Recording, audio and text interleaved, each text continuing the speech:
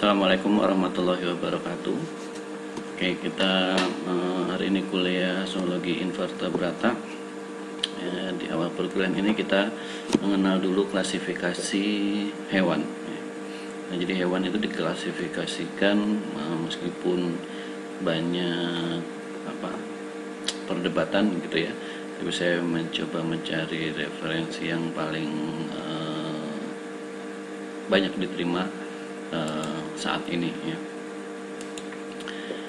Nah, salah satu bentuk klasifikasi hewan yang paling mendasar adalah, jadi pengelompokan dasar dari hewan itu adalah ada atau tidak adanya notokorda. Nah, oleh karena itu berdasarkan hal itu ada dua kelompok utama, yaitu kelompok hewan kordata dan non kordata.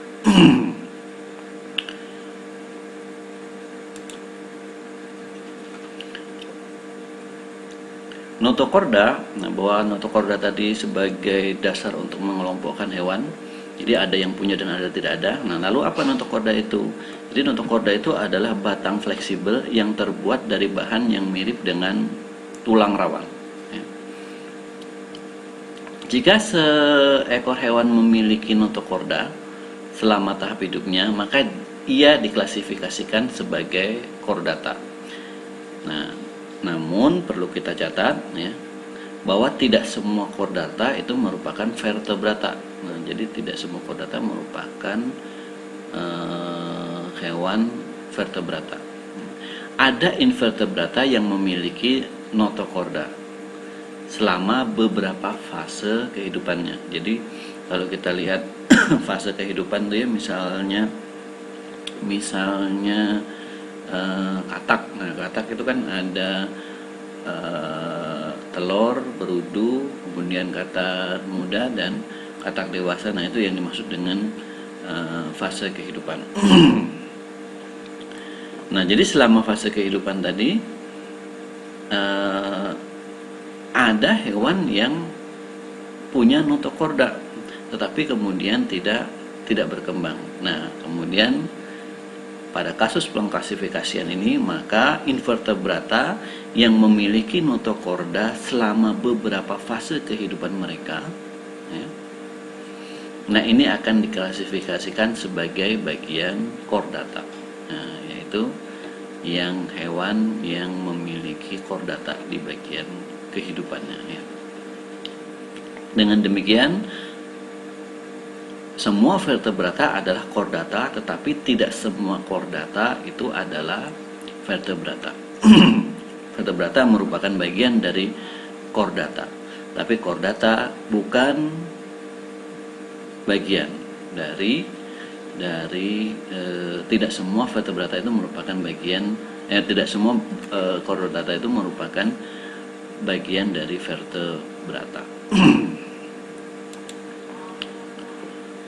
Yang kedua, kelompok kedua itu adalah non-kordata. Non-kordata adalah hewan tanpa notokorda, strukturnya elastis yang seperti batang tadi yang menopang tubuh.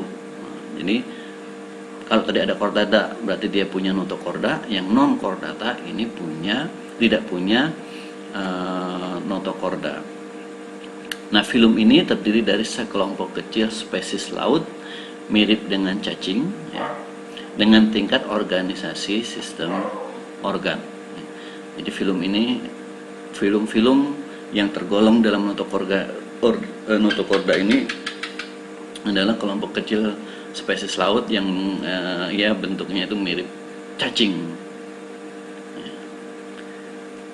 Anggota filumnya bisa dari Porifera, Colenterata, Ctenopora, kemudian Platyhelminthes, Aschelminthes, Annelida, Arthropoda, Mollusca, Echinodermata, dan Hemichordata.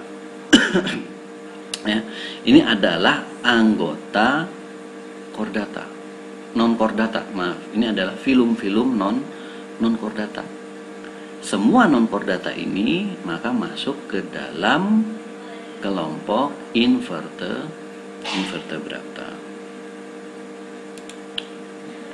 Apa ciri dari filum kordata? Nah,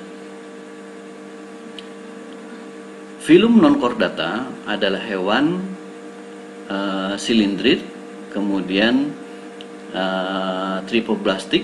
Nah, mungkin kalau kita lihat kita lihat pembahasan di minggu lalu ya, ada yang dipoblastik dan tripoblastik. Nah, ini perkembangan dari embrio ya, membentuk lapisan selnya itu. Nah, ini yang kalau chordata masuk ke dalam tripoblastik. Kemudian selomata, nah ini juga sudah di minggu lalu.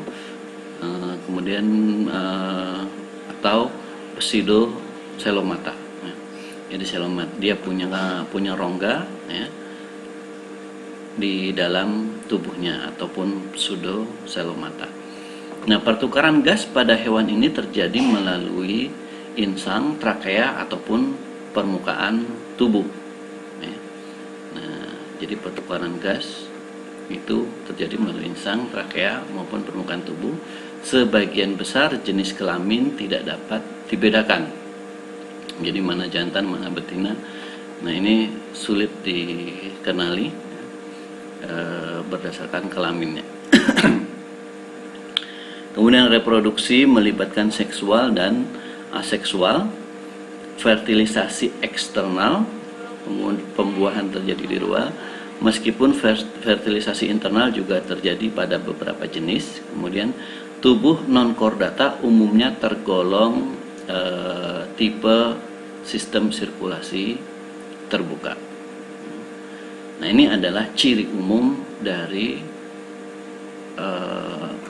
kelompok hewan non chordata ya, yang tadi ada beberapa filum ya. Nah, nanti kita lanjutkan di slide yang selanjutnya.